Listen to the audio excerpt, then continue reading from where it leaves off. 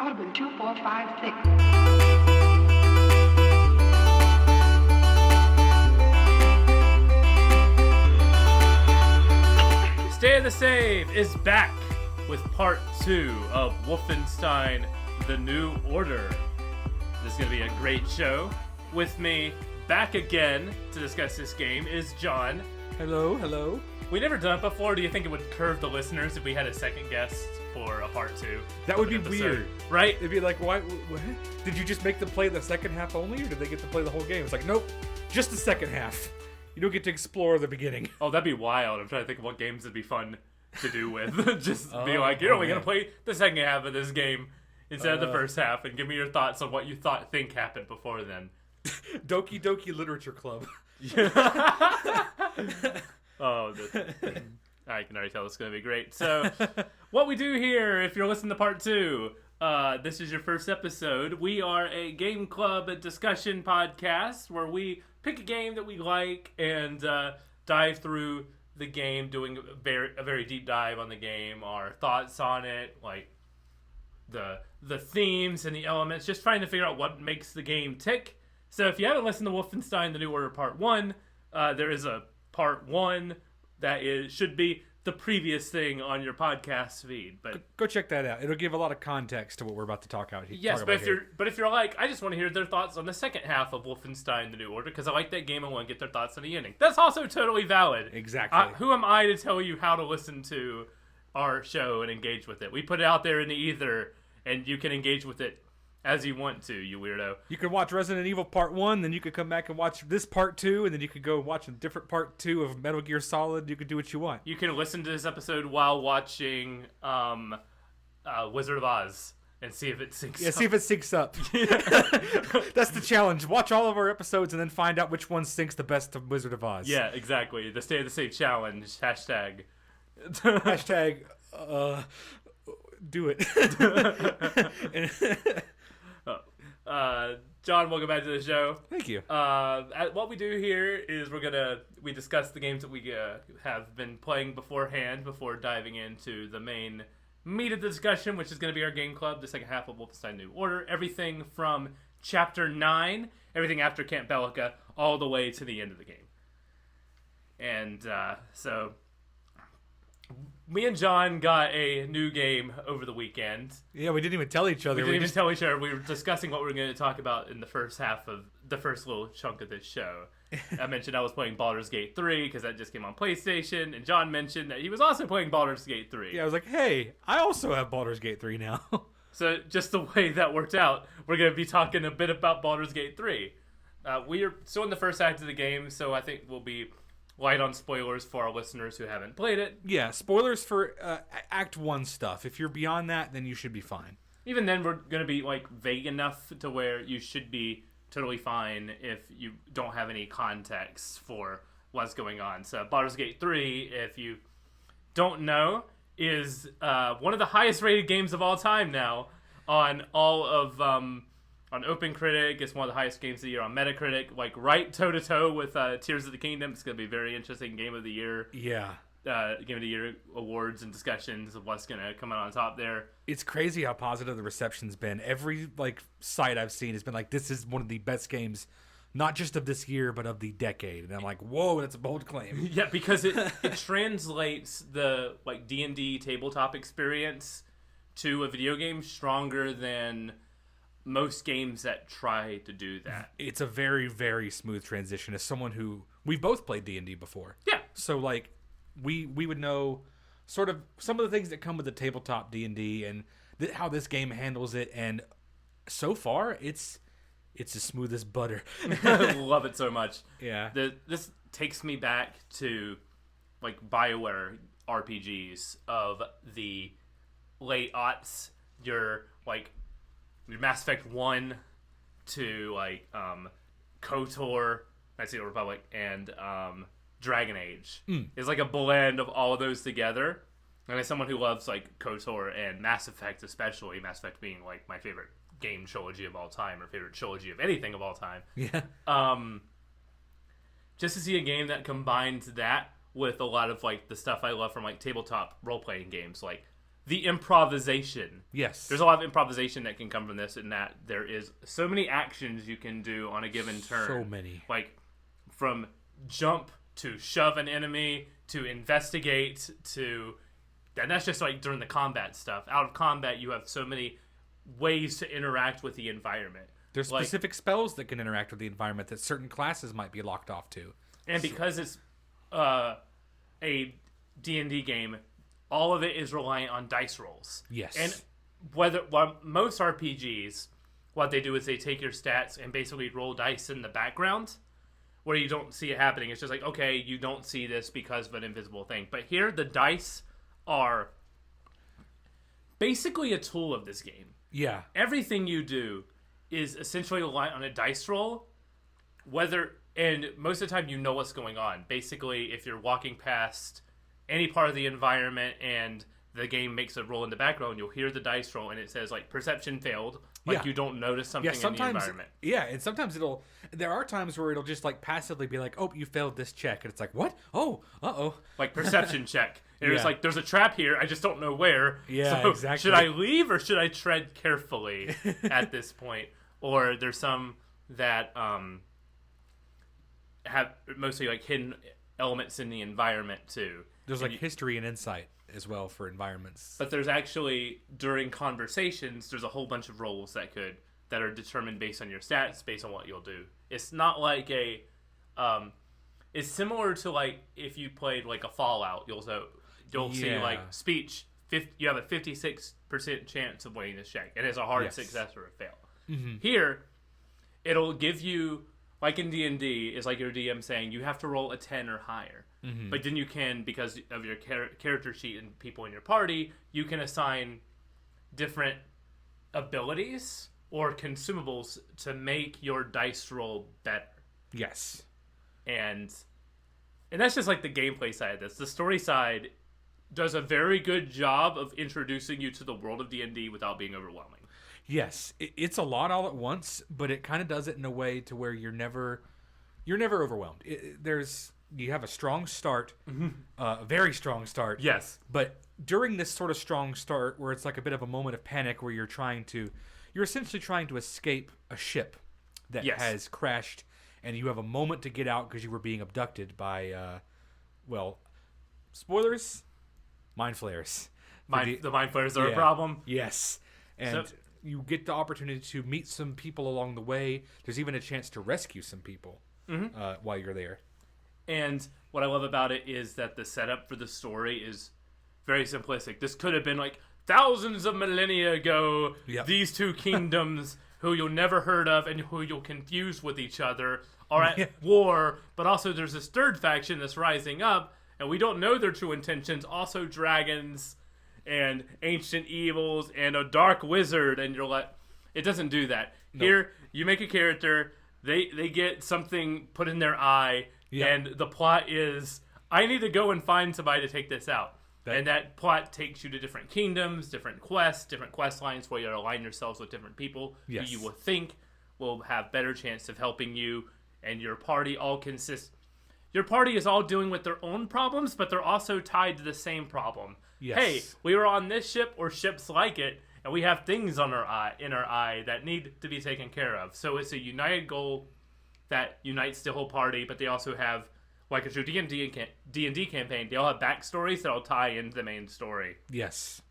Weaving in and out. And all of those that I've run into with like 12 hours into this game are really freaking great and unexpected and a lot of fun. Yeah, I agree. I've been enjoying the companions in this game. They're all fun. Each one, even the ones that I don't personally vibe with, like in a story. Like if I wanted to have my own party, that's the thing. You're limited to a party of 4 total, including yourself, and there's going to be more companion opportunities than just 3. So you have to leave some people behind, and it's tough because I like them all, but it's a matter of, for me, going with what would best suit how I'm going to play my character. Yeah. I agree with that, especially I think about combat situations. Like I'm gonna have at least one magic person with me, one strong person with me, and then one like wild card. Yes. Which the 2 mage like characters, the cleric Shadowheart and Will, the magician who has a lot of stuff going on with him. Yeah. But because of that, I feel like I'm taking two different parties with me. I'm not shuffling them enough, and I feel like I need to start shuffling them because I love all the characters and I want to see them interact with each other more. But I'm just afraid, like, going, if I don't take Will, I won't have this like really good healing ability. But it's tough. And honestly, that's such a good thing to be like, oh, I want to use this character rather than like, oh, that character sucks. Yeah, there's no one I want to leave behind because I all think they're all interesting in their own way. They're all interesting. They're all useful, really in their cool. own way. Yes, and a lot of the like story surprise moments that come with them ends up like in one instance ends up changing how the character looks completely differently in a big surprise, and is a lot of fun. I know what surprise you're talking about. And characters are maybe not like who they say they claim to be at the start and everything. There's a lot of things you learn about your companions as you go on, and they're a bit skeptical to tell you things, but as you bond with them and travel with them, they open up more about their own backstories. Yes, and then through the game, I've not gotten to that point yet, but you might be able to get on a path to help them. Yeah, as well. Yeah, and there are hints throughout that. Of course, like there's the game's being called Baldur's Gate. There's a character who wants to get to Baldur's Gate really bad, and since I haven't been there, I'm like, well, when we get there, I feel like we're gonna have to deal with whatever your problem is. Yes, once exactly. we get there. And so, what character are you rolling with? I'll tell you my character type. And class and race. What'd you get? I'm a tiefling. Oh, nice. I'm a tiefling ranger. Ooh, because I wanted to be a cowboy. That's awesome. That's really cool. So I found the cowboy hat. I was looking all over. I was trying to find. I was a guide to be like, where is the cowboy hat or a cowboy hat adjacent like thing? And I found one. My guy has rolls at good rolls at intimidation and performance. I'm like, that's a cowboy. Can play the guitar, but can also pull a gun on you at any given moment, or a crossbow. That's the same hat I'm wearing right now. I think I'm wearing a cowboy hat. Yes, is it like the hat of like healing or something, or the hat of? It's a bard hat. A bard hat. Okay, I might be wearing something different. Oh, maybe we have different cowboy hats. I just found a straight up just 10-gallon cowboy hat that I'm rolling with. Mine's a little different. And am very excited about it every time I see my character because he has long hair. He's a tiefling with like a full goatee, but with like a kind of a curly Q mustache going on. He has a tail and everything because he's a tiefling, and he's like a survivalist. Yeah, loves the animals type, but also. Loves Animals has the Speak for Animals spell, which is a lot of fun too. The best spell in the game. I love it so much. The most interesting dialogue in this whole game, and this is not an insult, this is a compliment. Some of the most interesting dialogue in the whole game has been with animals so far. Because I feel like I'm getting something that most people, even though most people are probably picking the Speak with Animals option because it's great. Yeah, at least one party member would hopefully have something of that. Yeah. Caliber. And there's also a potion you can drink with that spell. And there's potions, and I think there's like a one-time use like spell scroll you can use for those two. Mm-hmm. And those can get you out of like tricky situations, especially in fights with those animals. I wandered into a cave of like owl bear, which is exactly what it sounds like. So I did that spell and was like, I am really sorry. Can I just leave? And I rolled well enough to where she was like, fine, get out. And I'm like, cool, thanks. That's awesome. I'm level 2. I'm gonna get out of here. That's cool. I had to kill them. Oh, what? I didn't think about diplomacy. Always diplomacy. Diplomacy is always like my first option for anything. So usually it is, but with the owl bears, I was like panic, and I just fought them. Oil and fire! Oil and fire! Oh man. So what race and class are you rolling with? I picked a human, and I'm a bard. So okay. I'm a human bard, and I named my character based on a D&D character I played before named Alistar, and he plays the violin, and he's cool. Yeah, he sounds cool. And he's so...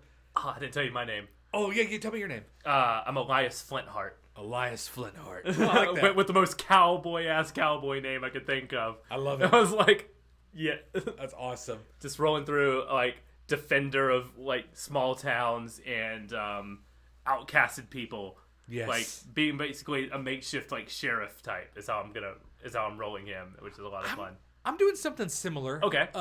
I'm playing Alistar as, like, the the storybook hero because he like tells tales, he regales stories. He's like very like Okay. he's very like performance oriented type character. He's very charming. I have really good like charisma based stats, and Okay. that's sort of how I play him. I play him as so it's like kind of ironic that I went and attacked the owlbears that one time. But generally speaking, I try to use my words before my my fists.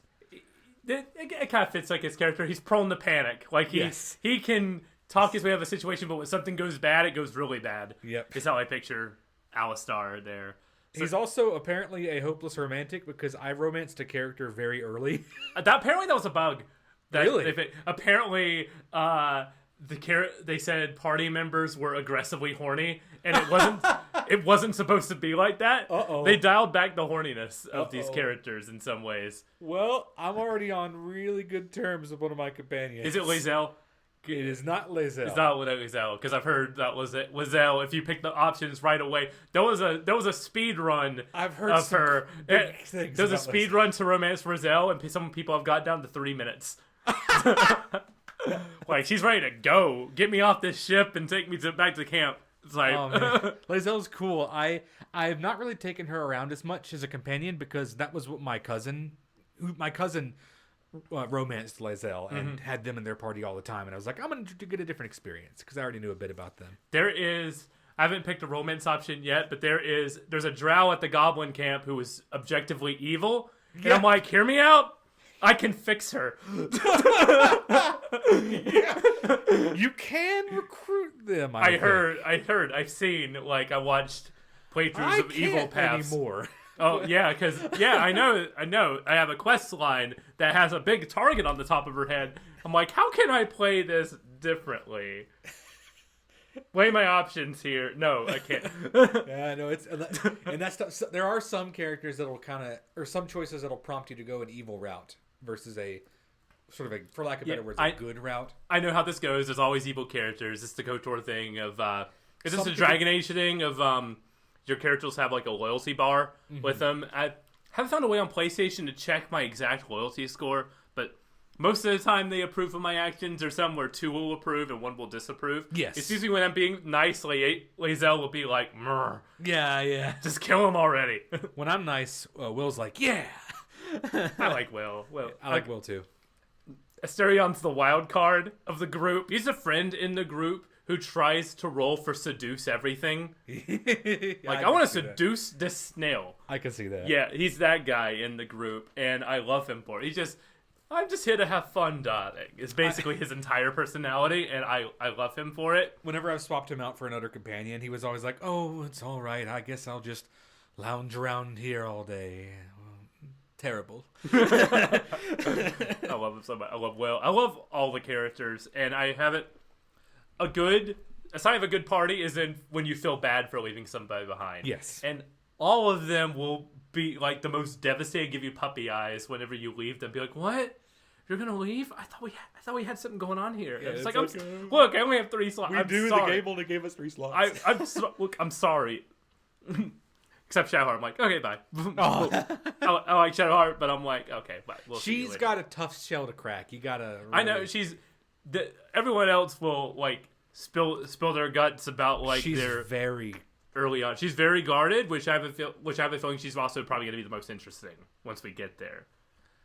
But it's man, I love these side characters. I haven't felt this strong about a group of party members since like the Mass Effect trilogy. Oh. And like Mass That's Effect, a good sign. And like Mass Effect 2 in particular, which has my favorite crew members. But there's not a dud in the bunch.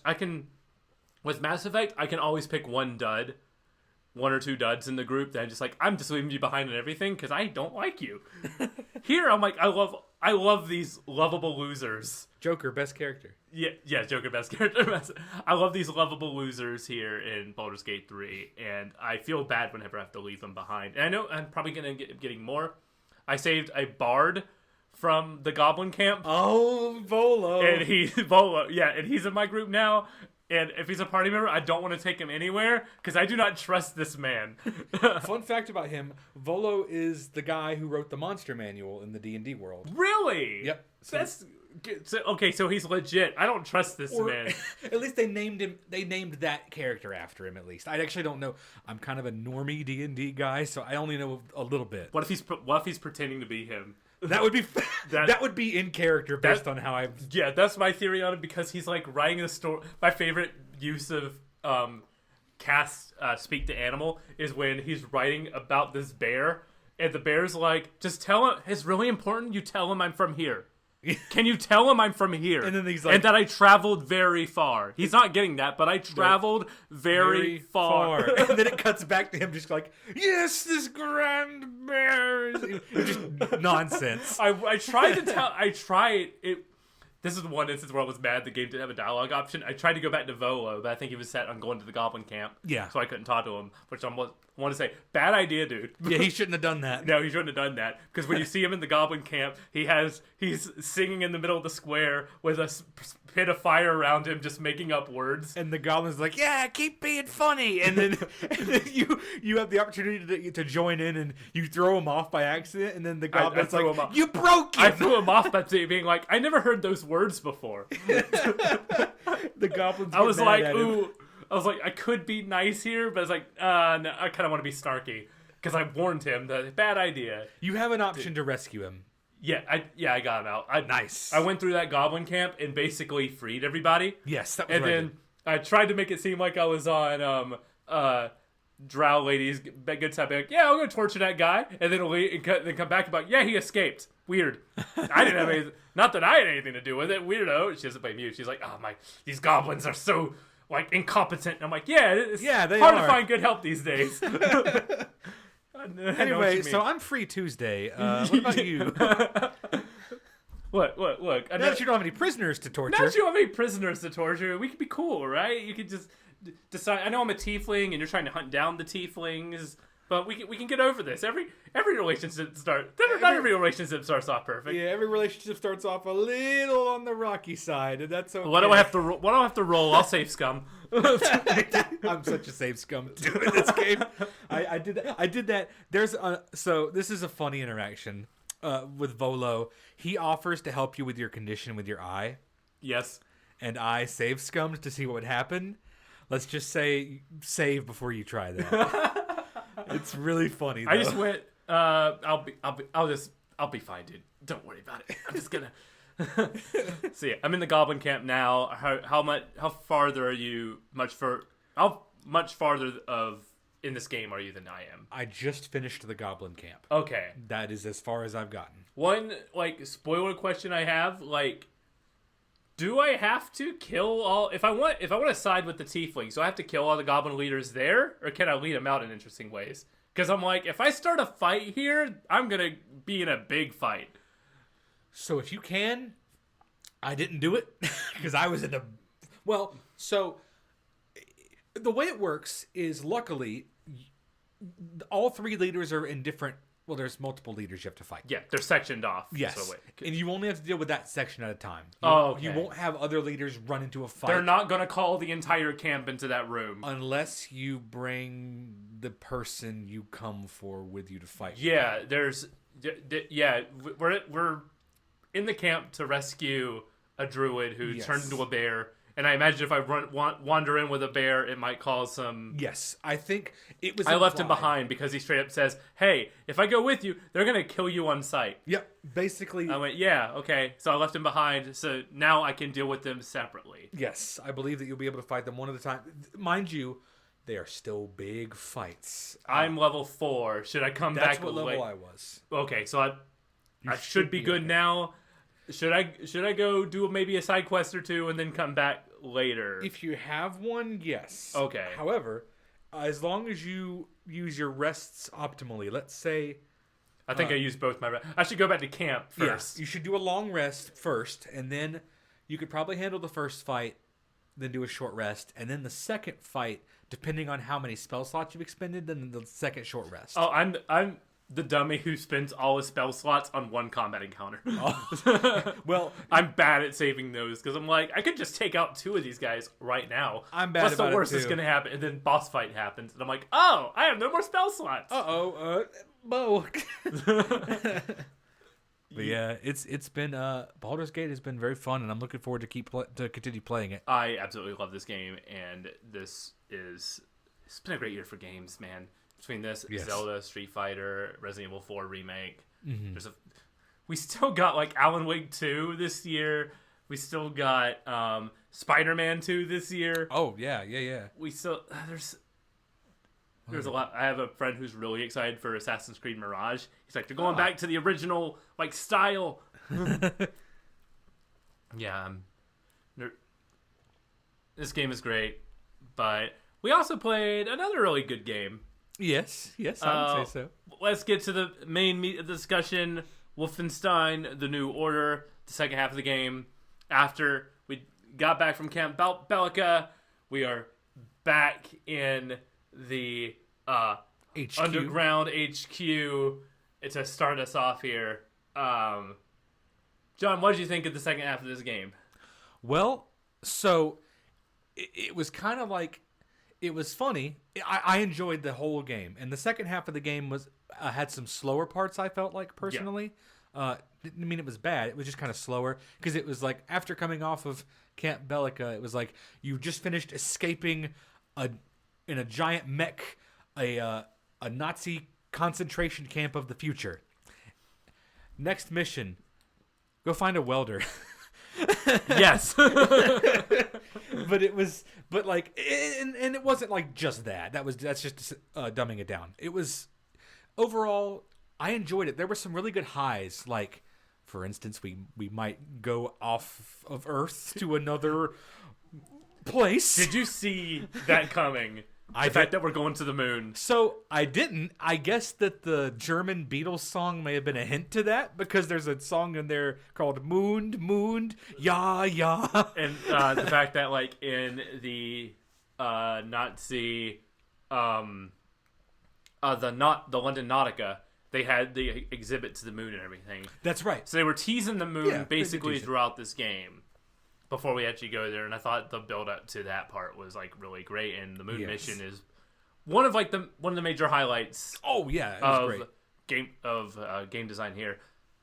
The sections that are great in this section are really great, but there's a lot of not necessarily like padding, but there's some of the environments start to bleed together. Yeah, here for me, like I had to like reread my notes, be like, what mission was this? Me what too. Mission was I had this that section? trouble. Trying to separate missions here, because every time I picture, what's the first color you picture when you think of this game? Red. Gray for me. Oh, gray. Because all the environments are just That's like true. that shade of gray. Yeah, okay, environmental wise, I'd say gray and maybe even brown in some instances. Yeah, gray, brown, black, and red, which fits the aesthetic of this world and everything. It just becomes a little too much. Dreary, it's a dreary alternate history where the worst came to pass. Yes. And I also am going in this with someone who's played Wolfenstein 2, so I know that there's a lot more like green. There's a lot more greens in that game. There's a lot more like there's some like yellows and oranges. There's like there's a wider color palette in Wolfenstein 2. Part of that is also because like you're off of like the Nazi home base of London, and for that game you're in America. Yeah. And there's a lot more of a wider like palette there, because you have like the cities of America, but you also have like the countryside and the somewhere that they didn't have their entire base of operation from that stemmed is like a country away. So it's like a different take on it. So it's very different in terms of like there's a lot of the same there, but it's also quite different. So I'm biased there, knowing what's like to come. That I'm like, man, there's a lot of like grays here, and some of the environments do bleed together. Right. Here in some regard. That being said, there's some environments that really stick out. The moon environment's great. Yes. The underwater going to the temple. Yes, that was really cool too. Yeah, and I like the fight. On the bridge. Yes, the bridge fight was great. And even the very last fight was pretty cool. Mm-hmm. But yeah, there's some cool stuff in it. There's a few moments within missions that like stand out compared to the rest of the mission. But like there's a bunch of like there's a bunch of like hallway stuff that kind of bleeds together for me here. Yeah, same. And it feels like the story here takes like a bit of a backseat. We don't have as much of the character moments that I thought really made the first half really strong and differentiate itself. Yes. The second half is like a good game. It's a good game. Yeah. But I feel like if the second half was as strong as the first half, we'd have something like amazing here. Yes. Like if the emotional moments like built up in a way that I was really hoping for. There are some emotional moments here. Like the death of Max's companion. Yes. I thought was handled really well. That was very good. The fact that it juggles. It feels like they're experimenting with juggling insane action sequences with the emotional moments. And they don't want to quite pull the trigger on the insanity quite yet. Yeah. This game is still insane, but they're like, we need to keep this sort of... We want to keep the like emotional beats more grounded. Yeah. Where they crumble that up and throw that out the window and said, we never had that thought ever. We never wanted to do that. We just wanted to make you fight Nazis in America. Yeah, but wow, that's not even like the most insane part of that game, man. That I really want to. We'll talk after the show off mic, but like I really want us to go to that like next season, like relatively soon, jumping into Wolfenstein 2 to be like, let me show you this insane video game that we wouldn't have got without this game, and this game is a great foundation for a new version of Wolfenstein. Yeah, like for like launching a franchise into a new era, I think this game was a great launch pad just based on I haven't played the other ones, but this one sets up a solid world, Yeah, and you don't need to. This is the thing. Like this is the perfect jumping on point for Wolfenstein. You don't need to play the others. There's some callbacks and references to the first game with the dream sequences there, which I think are really well done. I did the second one during this part here, but and the fact that this is kind of a pseudo sequel to the 2009 Wolfenstein game, I believe, or even the one before that. I don't know exactly which one it like tells from, but it respects like the past games while doing its own thing, and doing that lays a foundation for the future of this series. Like we wouldn't get Wolfenstein 2. Eric, the first host of the show, he swears by the standalone like DLC to this game as being the superior Wolfenstein game. He loves the Old Blood, which is a prequel to this game. Oh. And he loves that one because apparently the firefights are a lot more like frantic and making you more feel like a badass there. But because that's the other part of this game. The second half of this game gets really hard in some places. Yes, it does. It really does. That last mission kicks my butt. Me too. And granted, just for a recap of what I'm playing on, I'm playing one difficulty notch above the baby mode. And that is like, oh, come on, really? I'm playing in the middle. However, for this last mission, I had to switch to the one notch above the baby mode. I had to thought that was coming. I had like 3 firefights in my head that I'm like, if John switches, it's going to be here, here, or here. My predictions were the big fight on the bridge where it opens up and you have 2 of the gunners and then 1 of the shotgun troopers on, because that killed me a few times. Surprisingly, that was not where I changed it. You said the final mission, right? Was it the long hallway that looks much of like what you got from the Nautica, where you have enemies just keep coming? Yes, it was that. And you're like, where are... I just got tired of the enemies that kept coming, because that was the most I had died in a circumstance like that, and I was like, I want to enjoy this, so especially I changed my difficulty. There's not a lot of cover in that room. All the cover that you have is parallel to each other. Going through this long hallway. There's 3 long stretches of hallway. You have the one long hallway, then you have the 2 like on the edge, and no matter which one you go down, there's always enemies, and you break to another one, there's enemies. If you kill them all, there comes the shotgun troopers. You kill the shotgun troopers, here comes the 2 robot machine gun troopers, and you're like, please let me. There's only so much health. Well, I say that, but there is a lot of health around. There was a lot of health around, but they just deleted that health immediately. There was a lot of health, but I didn't find a lot of armor, because yes, and it doesn't matter when you don't have armor. This is where I learned: if you don't have armor, you're basically dead. You could be overcharged with 300 health. That won't matter if you don't have a shred I'd of rather armor. have 20 health than 100 armor than 100 armor. I'd rather have 20 health than 100 armor than 100 health and 20 armor. Yes. Because at least I'm like, there's ways to get that health back. I have to kill enemies to get armor back. Yeah. And those enemies sometimes don't go down with that dual wielding shotguns in this section. Like, I was in the earlier bits, I was mowing down dudes. Here, I'm like, when I have 2 shotguns out, I'm on the defense. Yeah.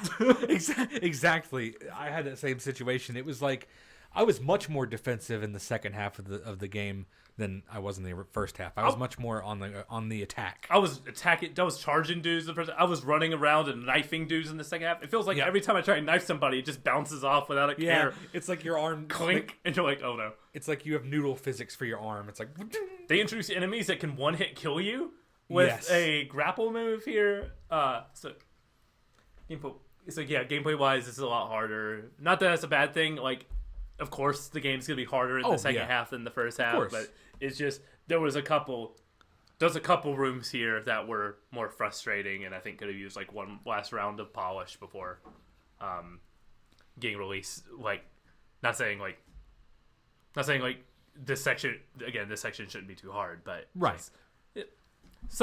there's a couple like little cheap things here. Even games I love, like the first Uncharted, there were combat rooms in there where I'm like, this is a bad combat room. Yeah. But then you get past it, and the next one's like, great. Where we'll talk about like the structure that we talked about that one room in the final mission, but there's a few rooms I really like in that final mission. Yes. So let's go back to where we were.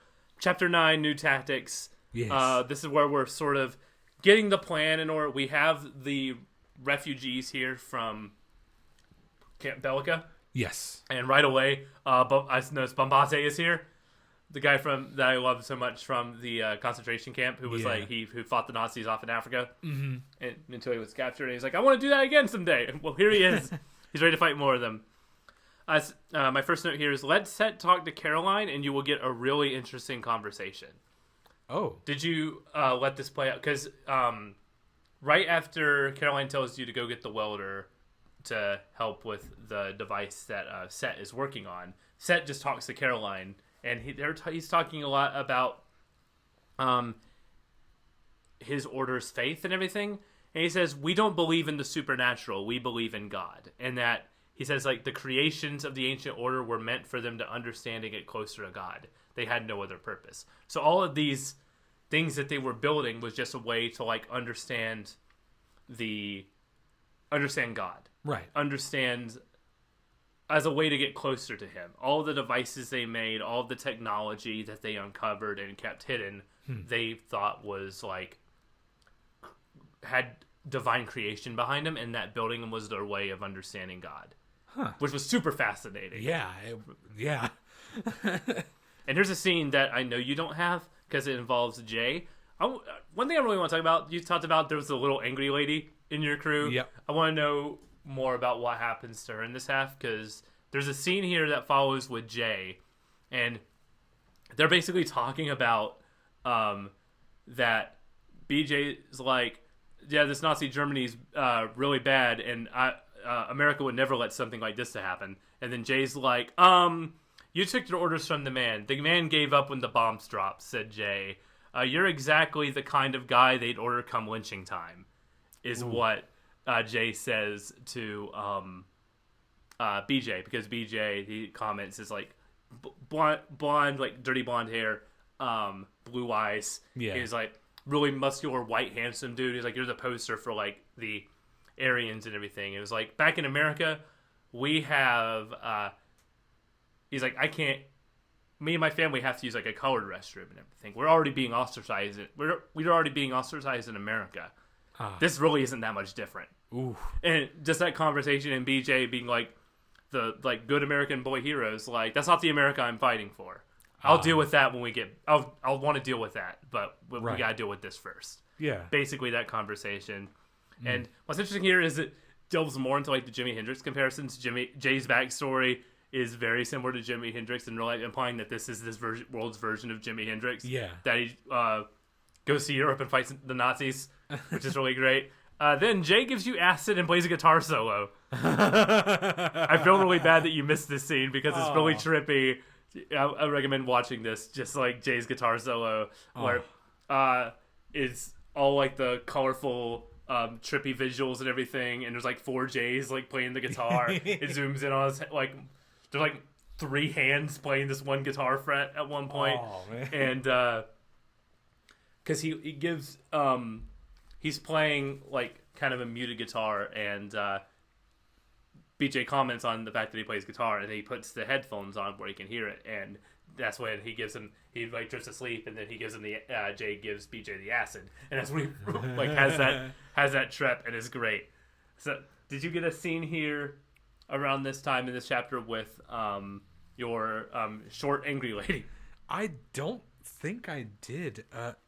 So not a scene per se. I may have just missed it because I was just overwhelmed by the stuff. Gotcha. There was a sequence where she was in a panic, which wasn't out of the ordinary, but she was in a panic and she just seemed very distressed, and all you could hear her say was, I lost my ring, and you get a side quest to find the ring somewhere around the HQ, and I found it and I gave it to her, and it was the first time she was nice to your character. She was like, okay, thank you. I like this meant this was ever like she implied that this was one of the things that only thing she had left. Okay. See, I didn't have a side quest with Jay. It sort of happened when I walked into his room. I think it was when I was looking for the welder. Is when I got this scene, and you find out Wyatt took the welder and is in the hangar, and then Wyatt dropped the welder into the water, of course, and he was just like, "Yeah, I just left it there for you to get." So did Fergus was much more blunt about it. He was like, you go get it. Go get it, Blazkovich. I dropped it. Man, I miss Fergus. I love Fergus. But I left Jay comes to help Wyatt with the ship, and they end up talking music. Jay is playing air guitar, thinking about a riff, and like Wyatt tells him to do something. He's like, "Hey man, hold up for a bit." It just starts like doing this air guitar motion. He's like, "Nah, I gotta think of this riff. I don't want to lose it. I gotta play it in my mind, man." When it comes to you, you just gotta let it ride out. So that was Wyatt who did that? Jay was doing that. Wyatt was telling him to do. Wyatt was telling him to do something, and Jay was the one be like, "Man, I gotta figure this riff out once I got it." And Wyatt's like, "Okay, take your time." I love Bombarte. Him and BJ bond about killing Nazis. This is right when you go through the sewers, and going through the sewers, you hear conversations from civilians that they're worried about the terrorist threat. Yeah, because the sad thing is, a lot of the people who live under this Nazi rule are like victims of the regime. Victims of the regime, or byproducts of the regime. Exactly. You have people who are just like they don't know that the so-called terrorists are on their side. Like they fell for the propaganda. Yeah, and they're complacent because that's just the world that they grew up in, and it's to them it's like, oh well, we are in a time of peace, and now there's terrorists. What's going on? Are they killing innocent people? The Nazis say they're killing innocent people, which is probably not true. But what if it is? Maybe to the Nazis it's true. Maybe for the Nazis it's true, but to like the innocent people, is it? We gotta weigh like even people who were fighting against the Nazis when the regime fell. You gotta be like, even if there's a 1% chance that they could like kill us, or like what they're saying is true here, that's enough to be like uneasy about. Yeah, in their regards. But there is one woman who's like straight up awful. She's like you hear her through the walls, and she's reporting a neighbor's kid for trying on lipstick. Yeah, I remember that conversation. I was like, oh. People who were already terrible before the Nazis took over just amplified them to be like their absolute worst selves. It did. It was kind of it was like a mirror into the two types of people: the people who just had to comply, and what they had no means of fighting back. Yes, yeah. And then the people who agreed with the Nazis' philosophies, and because they've had 20 years to steep in it, they've just fully embraced it. Because their hatred towards others could have been suppressed. Yes. And now it doesn't have to be. Yeah. Now it can be. Now it's actually encouraged. It's encouraged. It is the norm of that society. Exactly. And it just lets people... Whenever you give people a means to be terrible, the terrible people are going to take advantage of that. Yes. And it's... Just that bit here made me unreasonably angry. No, that part made me mad too. I remember just being like, there's only not a lot to do here. It's basically a fetch quest to go get the welder. I didn't even know if I water level. I didn't even know there was a lot of combat here, per se. You get back and you do get jump scared by the two gigantic mechs that are in there. Is that here? Oh wait, is that in this, or am I thinking? That's because you have this section, and then you have the. Oh yeah, this is right. You fight two super soldiers in the sewers. It turns out if they grab you, it's an instant kill. Yeah, because you have the. Basically, what look like metal tombs hanging on the walls, and you open the door, they fall, and you have the option to like knock them down sooner, right? So you can get the battery power up. And that's one thing I want to mention. There's a lot of upgrades to the laser gun, which, as you remember in the first half, just starts at as basically like a line cutter. Yeah, and then it becomes the most powerful weapon in the game. Yep. Once you get the laser sights and everything, you can one-shot dudes with it. People just turn into viscera. It is just a pile of goo on the floor, just explodes and everything. Yep. It's like Dr. Manhattan in the Watchmen movie, as he just blows up dude and just guts fall on the floor. It's brutal.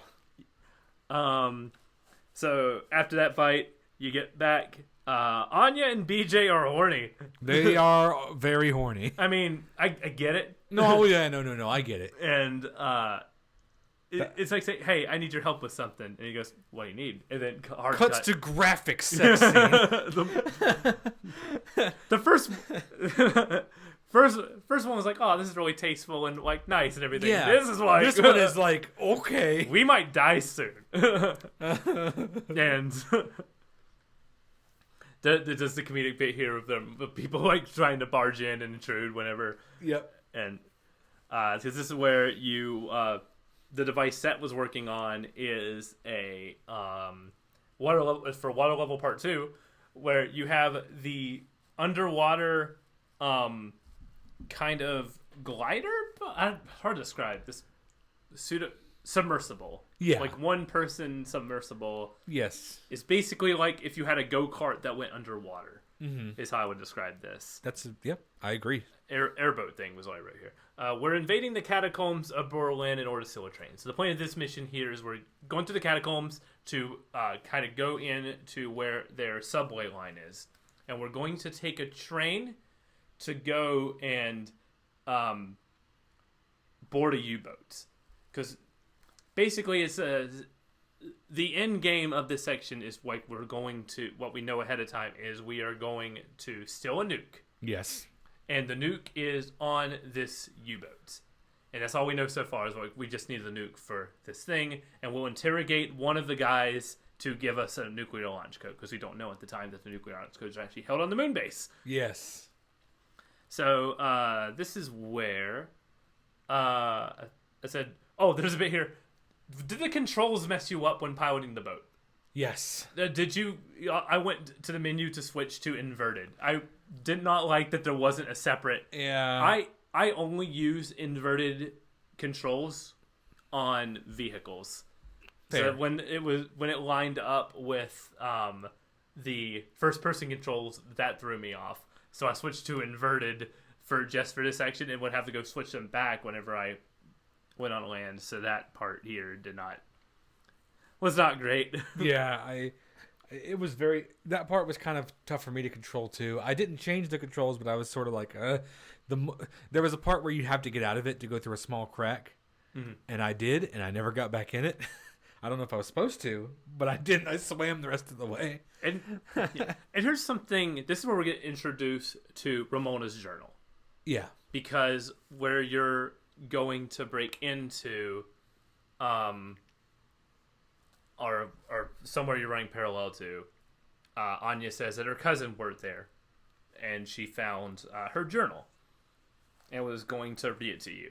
And as from the next few missions on, she's reading you different sections. She's translating different sections of this journal. Yes, and it seems like an optional thing at first. And this is what makes me really mad, that you can't listen and play at the same time. Yeah. Because that messed you up too, because you're like... Yeah.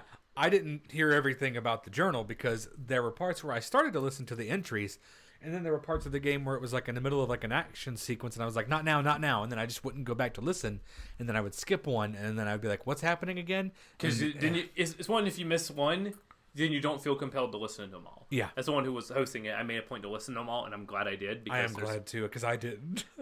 I did manage to go on an online forum, or an online wiki, and I have them all here.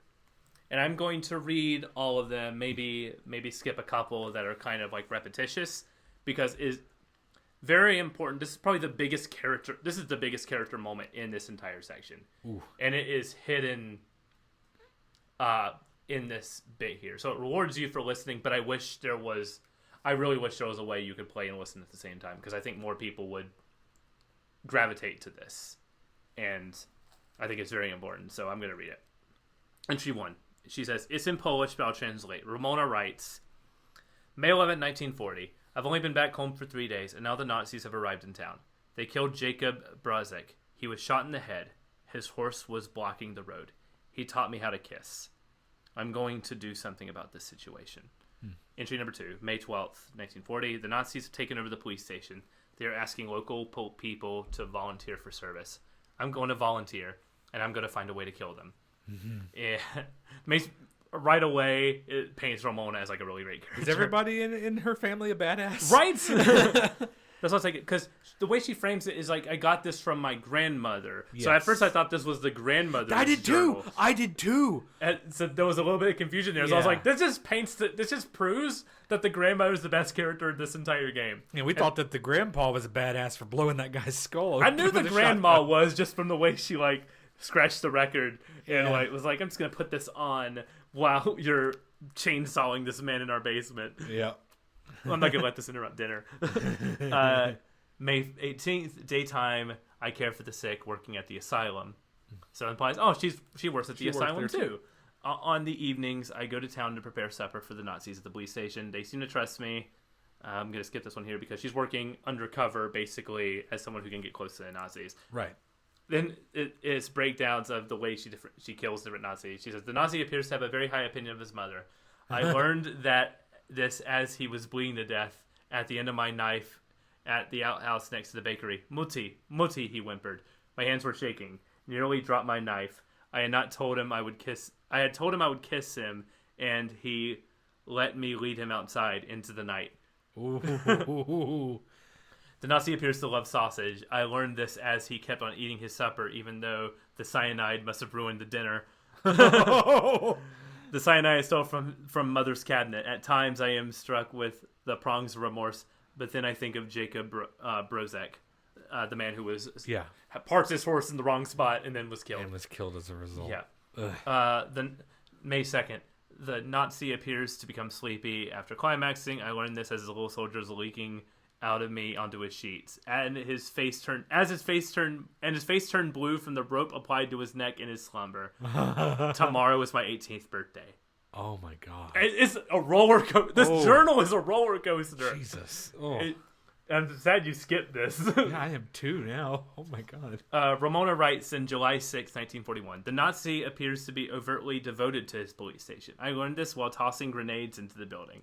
7 grenades went in, but not a single Nazi came out. Does killing Nazis make me a murderer? I don't know. I don't think so. I'm not a soldier, but this is what soldiers do. And I have to steel myself from emotion like a soldier does. Yeah. The Nazi appears to have been brought up lazy. I learned this when I outran 3 of them carrying a crate of grenades. I think I'm pregnant. I wish I knew how to use a gun. Oh my god. The Nazi appears to be highly gullible. I learned this as I pretended I was drowning and he dove in to save me. Body armor and all. I'd only had to apply the gentlest of pressures to push him until he stopped struggling. I am pregnant. It's not showing, but I think Mother suspects. I've decided to find an apartment for myself. I have my own apartment, 2 floors above the bakery. I can't leave this Nazi baby inside me anymore. It has to come out. Oh my god. I took some pills from my mother's cabinet. They didn't work. All it did was make me sick. September 3rd. The Nazi appears to be a reckless driver. I learned this after I cut his brake line and his car went over the cliffs as he drove down the mountain. Oh. I didn't see it happen, but there was a picture in the paper. I had a friend at the university who successfully terminated her pregnancy through consumption of Peyruis oil.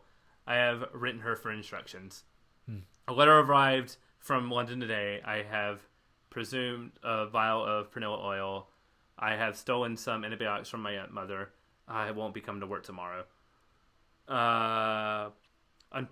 Next entry, pain unbearable, won't stop bleeding. Oh. Still alive, the Nazi baby is gone. After the weekend, I go back to work. I have patients to tend to. I have Nazis to kill. The Nazi appears to have a poor reaction time. I learned this as I ran him over at a red light. I don't know. I didn't know what came over me. It was in the middle of the day and people are looking. I drove as fast as I could. I have to reduce my rate of attack so they will catch me. So I'll stop here before I read the rest of them. Ramona here is starts out doing stuff more like subtly, but like especially much more blatant. Especially the bit like the not having the baby and not wanting the Nazi baby in her just tipped her over the edge. Yeah. And now she's being more brazen, more like just running over Nazis in the street, bombing Nazis in their like place of work and everything. She's getting a lot more hardcore. Mm-hmm. This Nazi appears to be made of bacon. I learned this as 9 of them burned alive inside a late night establishment. A lot can be accomplished with padlocks and gasoline. Ooh. Father could smell the gasoline on my coat. I lied to him. He mustn't know what I've done. He's too sensitive. I feel like Dad would... this was Dad. Granddad would be like, yeah! Yeah. But his brother would be like, oh. The Nazi is a hopeless romantic. I learned this while smashing his skull using a hammer I had hid behind my back as he knelt to pick up a fallen glove. If I was a boy, Father would have taught me how to handle a rifle, but instead I was trained to nurse the afflicted, dig dirt relics, and write papers. I wish I knew a soldier. He could teach me how not to feel remorse. He would understand me. This is where it gets interesting. Oh. September 23rd, 1946. A man came in today. Horrible head trauma. He has scars all over him. He won't speak. No one knows where he's from. I think he's a soldier, but not a Nazi. I wish he could talk to me. He has a strength about him. 48. The war is over. The Nazis have declared victory. People are celebrating the peace. I can't stop crying. For me, this war is never ending. More Nazis being killed here. My heart is breaking. Friends I have known all my life have become Nazis. Mother and father are not happy about it, but they comply rather than resist. I feign a smile and act cheerful. But I have started to resent my own parents. I am 33 years old. I am alone. I should keep fighting, but who is there to fight? Everyone is a Nazi now, or at least they pretend to be. I can no longer tell the difference. And here's the final journal entry. August 28th, 1960. Deathshead's men are coming by the asylum every other week. They are taking people that have been in my care for years. I look the other way. I hate them. I hate myself for giving up, but I can't fight alone anymore. I watch the man with the scars. I whisper things to him. Sometimes I can see some part of him awake. I wonder if he can see me. I will not let them take him. And she said, then Anya says, that was the last entry, William. Some of these things in this diary happened a long time ago, and some of them may have happened to me. I miss you. I missed you a long time before I met you. Oh. And in the image where you see her reading the diary, you can make out the top few letters. It doesn't say Ramona. It says Anya. Oh. This was Anya's diary. This was her story. Oh my God. And it is not an easy one. Oh, there you go. Okay, that explains it. Oh. The reveal that this was Anya. This whole time. Yeah. We thought she was just this sweet nurse. it explains how she became such a badass so quickly. Right? Because it's like, this lady was just she took care of sick people and for a living. She was ready to go instantly. And you think that, okay, that's probably because of her grandparents and not necessarily her grandparents. Maybe her grandparents taught Anya how to fight, or maybe when you read about Ramona, you're like, maybe Ramona taught her how to fight, and it'll be like a cutscene with them. No, Ramona, for what we know, maybe doesn't exist, or maybe some of the entries are her, but we don't know exactly which ones. The point is, Anya was the one who did these things, and I think she wanted to keep it private because these were so traumatic things that happened to her, and it's just her way of telling BJ it, disguising it as if it comes from without someone having else. to talk. Whether she feels shame in it or whether it's just a traumatic experience, it's a lot. Yeah, it's wow. The best writing in this game comes from these journal entries. Yeah, that's and really it is a travesty that people are going to miss it because they want to play the game. It is. Dang, it's a travesty that I would have missed that if I didn't get to listen now. It commits the cardinal sin of you should be hammered this home. I'm going to keep hammering it, especially since for something this good. You should have been able to play and listen to these at the same time. Because when they come to you, it's mostly during exploring sections anyway. I can multitask. I can explore the environment, so listen to some of these. Yes, exactly. And then the last one, and then when you listen to all of them, the last one could have been, we're taking you right to the menu. You're not going to leave until you know the plot twist here. Yeah. That would hit so much harder. Yes. Versus being like, I don't know. Like, near the last mission. I'm on the moon. I'm going to skip these. Because I believe the last one comes to you right before she's kidnapped. And because of that, you have a stronger connection with her as a character. Mm-hmm. It's a great way of doing this, and I'm glad I listened to all of these because they're great. Some are humorous, some are fun. It's the tone of this game. Yeah. Distilled in text form. Yeah, that journal, yeah. Some crazy, outlandish, awesome moments mixed with like some deep emotional, very serious emotional highs beats here, and man, it's just a shame that not everybody. Some goofy jokes. Some fun, like all I had to do was push him a little bit, and he sunk. That's a funny image, especially since these are. Like, I'm picturing, like, cartoon images in my head when that happens, and then when it gets the one to, like, about the red light was funny to me. Just ran him over. Yeah. Being like, I just want to see what happened. Yeah. No, I didn't get in trouble. No one seemed to catch it. People watched it, but no one said anything. So, I just wanted to... I know we, like, took a hard right turn into that. I'm glad we did. I feel like that will be important for, like... That's very important for Anya's character. Absolutely. For the rest of it. Even though she's not on screen much... Just those beats here. The mental images of her. And the fact that... I also wish some of this was done over, like, cutscene, too, because that would have been a good way to, like, drive, like, especially the final one home. Because BJ doesn't really say anything in response to it. Mm-mm. He has nothing to say. But maybe he just has nothing to say here. Wow, that's quite the plot twist. It reminds me of the time when I went...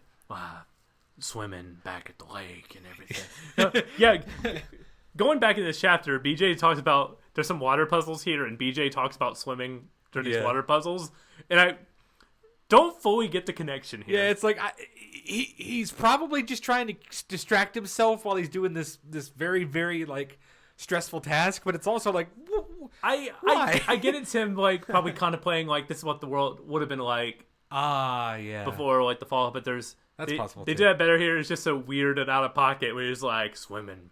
I like swimming. I swam when I was 8 once. Sometimes I bring out a pack of 8 Bud Light and go out in the water and just dynamite some fish. Man. I wrote Anya's cousin is a badass. Where do we know this? Anya. Oh yeah. So many super soldiers spawn in the train station after you reverse the tracks. Yes, they do. This is the part where you have this really good fight on the train tracks. So you can go in the train, you can like weave in and out of like use the train as cover. Yes. There's the sort of a 2-level station here. So right when you turn that, the place is swamped, and you have a lot of ways. This is one of the big open combat sections I really like. There's a lot of ways you can handle it. You can jump down the stair. You can jump down the stairs and fight them head on. You can take out the rifle and go on like the top, like balcony area, the little perch there, and snipe takes off from the top. You could go keep going undercover at the top. You could use the train, like you said, as cover on the ground. There's a lot. I really like this combat section here. So here there's a bit where you hide in a torpedo to board the U-boat. Yep, I love it. that was really cool. Does Fergus make you air holes? No, Wyatt makes you air holes. He drills holes in the top. Be like, we need air holes. Fergus doesn't do that. He's like, you'll be fine. I wish there was like a consequence there. Yeah, like no. had a little bit. Yeah, you get Or like BJ just goes after you get out of the U-boat. That'd be really funny. We need to attach an antenna for Set to take control to communicate with the ship. But first, we have to kill every Nazi on board, which is a lot of fun because Chapter 11, the U-boat. I love fighting in the U-boat. Yes. The hallways are very condensed. It's a very frantic, like, turn a corner, and before you even know what's there, you just shoot behind every corner. Yep. It's a very intense fight in this U-boat, and I like love this section a lot. I did enjoy the combat on it. It was good. This is where they introduce the shotgun troopers. They have rounds that bounce off walls, so it's good to use those against them, where you can shoot the wall behind them, and it hits their packs behind them. Yes. That catch fire. So I said it's also good to use the laser gun against them because of the explosive backpacks they carry. BJ comments that buoy is a silly word. He does. I remember that. I did like one thing where he's like raise it when you shoot one of the.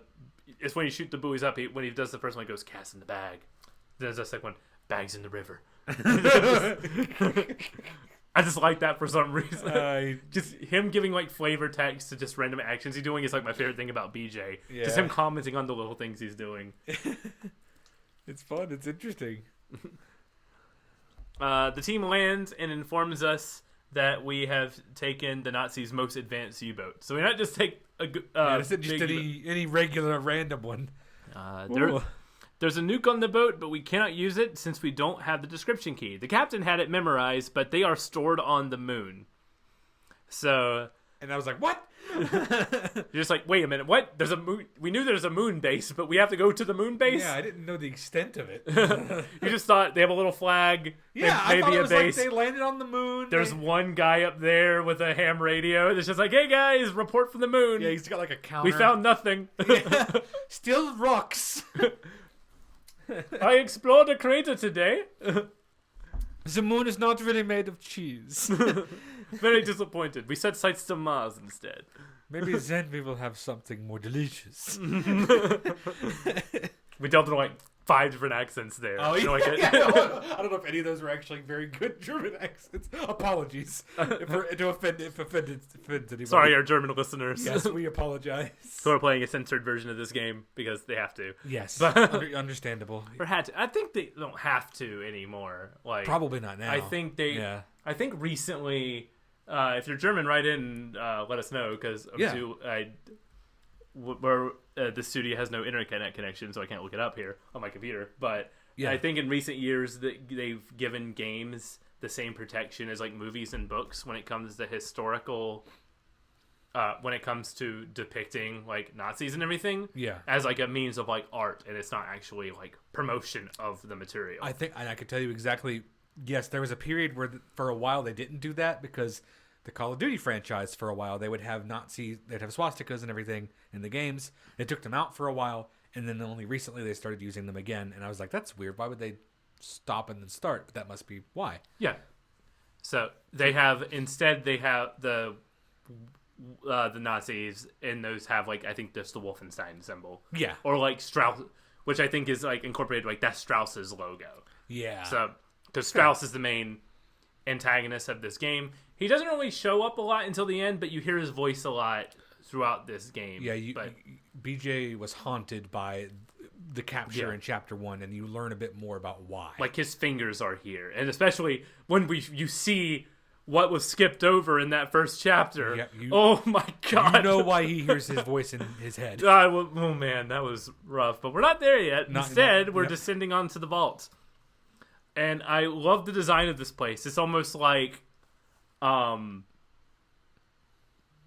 sort of like, don't want to use the term Bioshocky, but it's much like a lot of gold because that accents like the blue of the water and everything. So like the gold vault. I get where you're coming from with BioShocky. I've only played BioShock Infinite. Yeah, but I could kind of see that aesthetic. Sort of almost like sort of retro future vibe. Whether it's a different type of future vibe than what the Nazis have. The Nazis have like cold industrial future. Yes. This is sort of like Tomorrowland at Disney World. Yes, yeah. But underwater, essentially. Like the future would look like in like what it would look like in like a 1910 silent film. Yeah. Oh, like Metropolis. Yeah. Yeah, stuff like that. That's a good point. You use your laser to charge the equipment. There's a bit here where there's a sort of pseudo puzzle where there's a Wyatt and Set hit the button and then a staircase appears but then disappears, so you have to there's another button you have to hit to make another staircase appear so you can go down deeper into the vault. Yeah. Or no, sorry, it's an elevator that you're getting to appear. Yeah.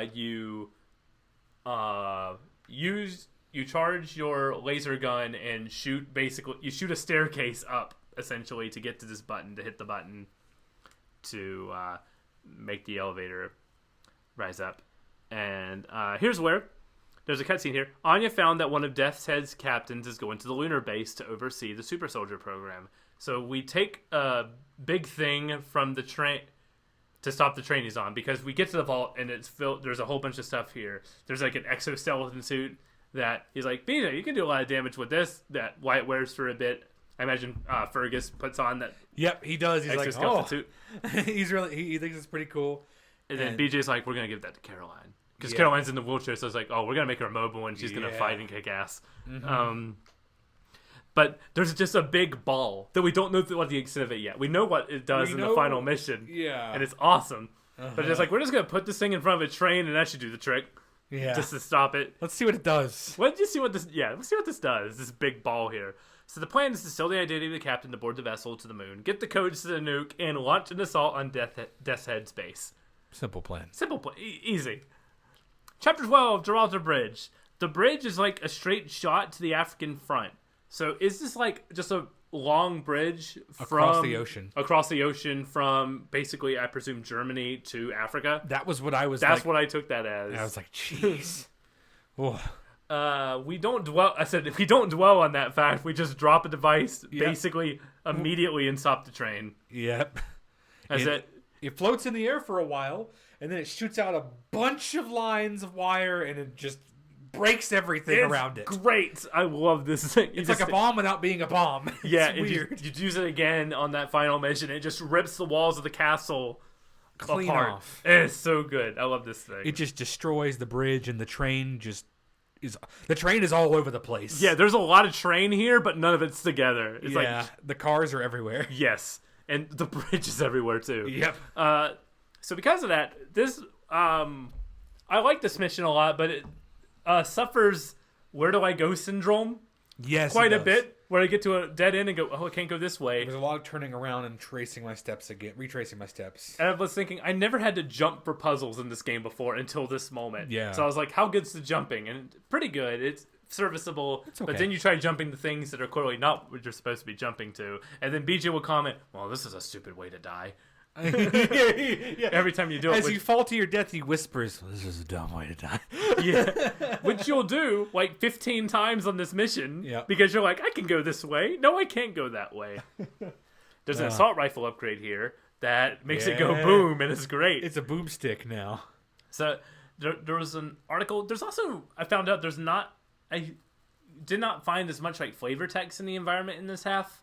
Like some newspaper clippings or like music or anything. It feels like that was all relegated to like the first half world building section. I kind of missed that in this half here. I found a bit, but it was definitely not as common. There was one here. There was an article commenting that they have terraformed the Sahara Desert into livable space. Did you see this one? No. So they terraformed the desert, and they said they say they can use the tech on Mars or Venus. Oh God. Remember that. Remember that for when we play 2. Keep that thought in the back of your brain. They want to conquer the galaxy? Yes! God. You just. Oh. They terraformed the Sahara Desert into livable space. Imagine what that does to the Earth environment. Yeah. The ecosystem. God. I read that was actually one of like the Nazis' plans to like basically terraform the Sahara Desert and make like a super empire type thing. Was that a real plan? That was a real plan. That was a real plan. Oh at my one point. God. Yep. If you want to look into like Nazi contingency plans, that's a whole rabbit hole you can get into. They were wild. Oh, I'll Some of the stuff that was those. like, hey, if it's an if-then statement. If we succeed in this, then we do this. Yeah.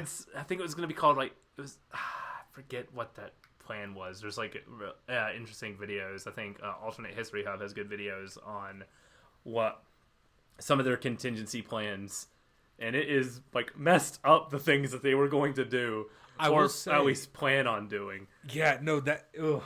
There's one thing I realized though. One of the people who was I'm not a huge history buff, so I don't know the name of the person, but one of the people who was responsible for the rockets that we landed on the moon in 1969 was a former Nazi scientist. Operation Paperclip. Yep. Yeah, they were like, hey, we got these they got scientists without a country now. We're gonna build a rocket to beat the Russians. All you have to do is say you're cool with America.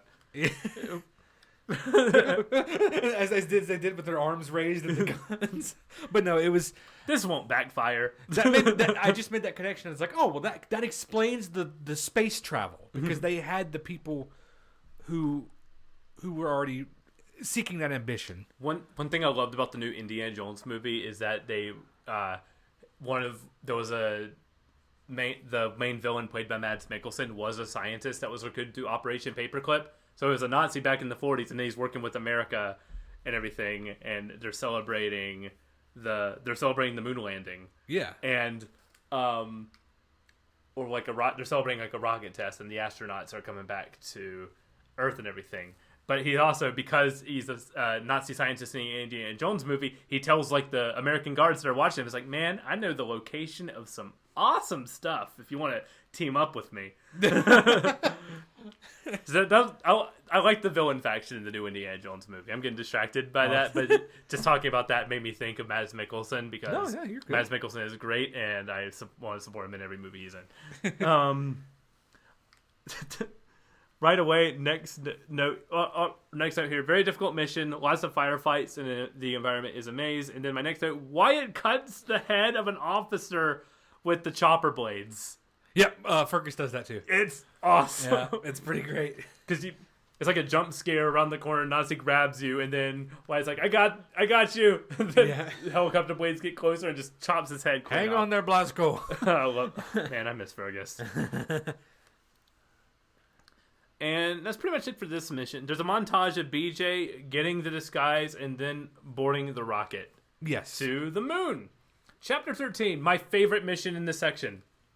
Moon. Yeah. Moon. Yeah. Yep, we get to the lunar base. The lunar base. I like how the rocket looks like a modern day charter bus. Yeah. Yeah. Not even like a plane, just like a bus. Complete with like the navy blue with like design on it, like aisle seats. Yes. There's overhead compartments and everything. It just looks like a bus to the moon. Does. It has more of a bus aesthetic than a plane even. Strauss's voice again welcome us to the moon base. Yeah. I really hate Strauss in this section. Guards are running the X-ray.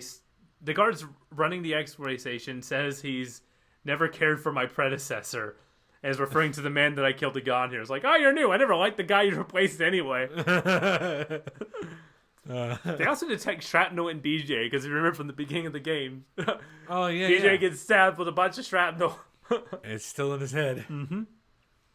BJ, my favorite bit here is you have to get the bag with your armor and your equipment, your headset and your guns and everything. It's just a checked bag.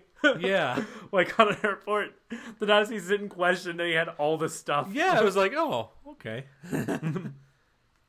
We have a knife here that is inscribed, I kill Nazis. Probably a treasure he took. You forgot the 4 in the middle of... I killed 4 the Nazis. Nothing suspicious here. Go on. Go on. Just take another... we need to give you another literacy exam. Well, the Nazis are too powerful, so they didn't have an incident that created the TSA. If they had a TSA, they would have totally caught that, right? Oh my goodness.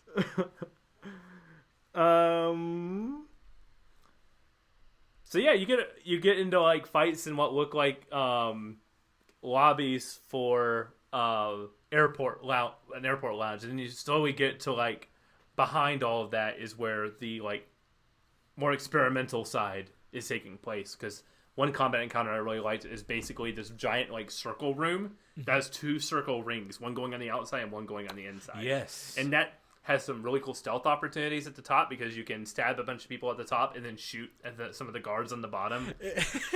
I got into this very funny cycle where I was able to get to the very top, and there's like some shields around the circle that you could hide behind, and I just kept running, stabbing people who kept coming up as they came, running in the I just kept running in circles until everybody was dead. That is great. So you didn't even trigger the big combat part here. Did you stealth kill everybody? I just kept stealth killing people in the circle as I was running around. It was great. Yes, that's awesome. Oh, it was so fun. Yeah, we need a spacesuit in the big firefight room. It took me a long time to figure out. It took me a long time to figure out which door was the exit to the room because it all looks the same being in a circle. Yeah, me too. Sneaking around the barracks was fun because you can stab officers while they sleep. Because the next session you get to was like more closed off areas. It's very similar to how the submarine is laid out. Really tight corridors, but the twist here is there's one giant mech soldier walking one line down.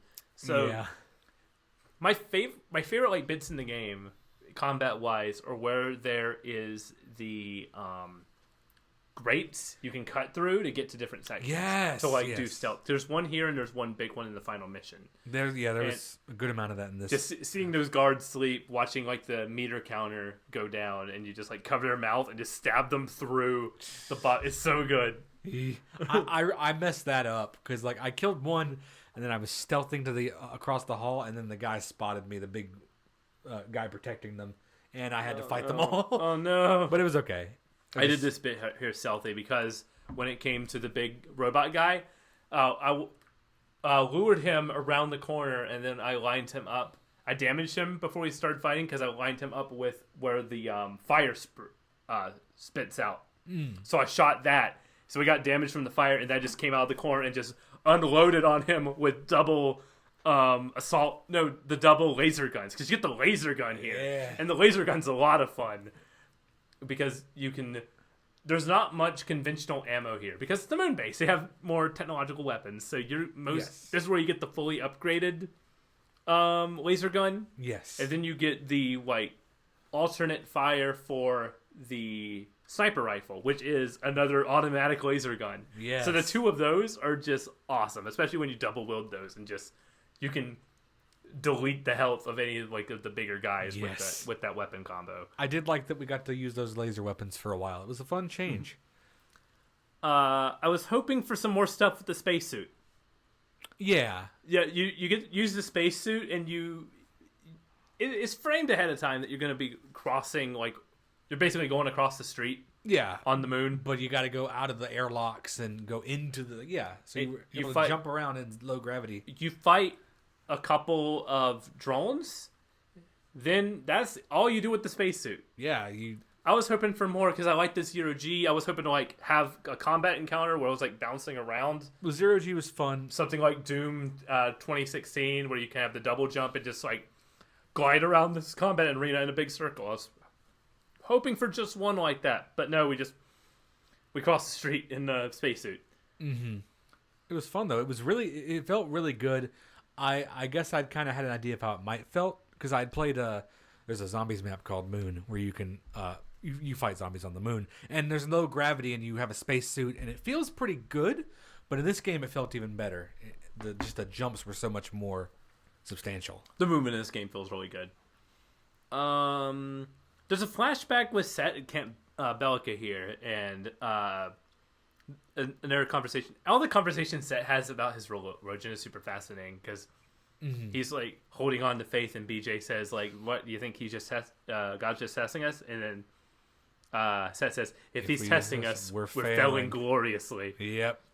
It's like, oh. Oh, he has that conversation about Camp Bellica because there is a bit here where he finds a like cutting station, and he cuts that name from Camp Bellica out of his arm. He extracts the. That was awesome. Oh yeah. Just be like, I'm not gonna let this define me. It was great.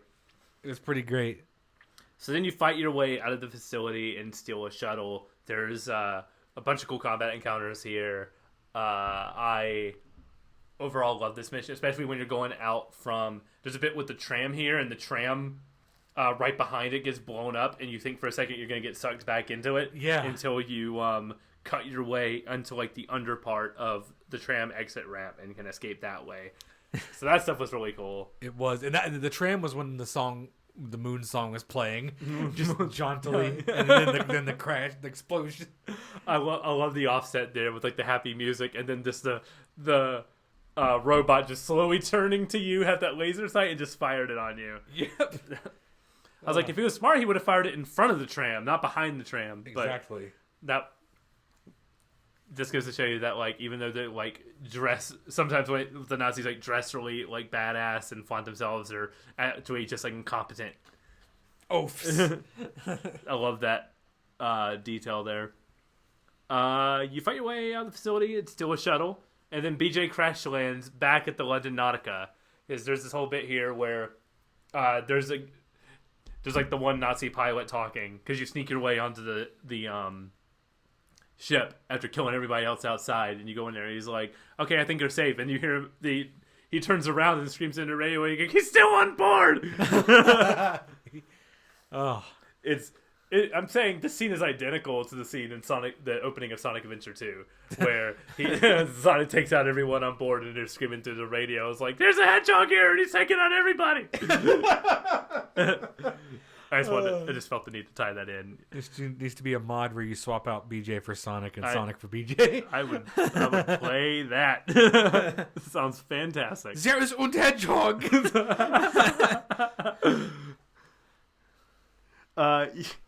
Das Blue Hedgehogs. Sorry. Das Blue. Oh my god. So BJ is not good at fighting this ship. No. To quote to tie us back to Indiana Jones, are you good at flying? Flying, yes. Landing, no. BJ crash lands, and you fight in the crash shuttle before it falls off the tower. Yep. This bit is great, Yep. where you see the Nazi just like lying up the bridge chasing you, and you're just shooting him off until... So good. Until I died here when it fell off, because I thought I was watching a cutscene, and then crashed into the water. I didn't realize I had to actually like do something here. And then you jump out as it's falling to grab a piece of the bridge that's hanging, swing with it into a building where you fight more Nazis. and you fight more Nazis. You use the frontward momentum and you crash into a Nazi, killing him. Yes, I remember that. You just splatter him against basically the wall. doing like a sideways elbow drop into the wall to kill the guy. But you go at such force, it's just dead. It's great. This is a really short mission here, but it's like the building is collapsing and you're just running through killing Nazis. I really like this mission. I enjoyed that mission a lot. That was one of my favorite missions of the. There's a boss fight with a helicopter that's super easy, and I'm glad it is. You just grab like the biggest weapon you have and just shoot it at it. Yep. You just feel awesome here. You do. It's so good. And then it's kind of ruined. Not ruined. That's a little strong. This mission is capped with the boss fight with the London Modder, and this boss fight is fun, but it goes on a little too long.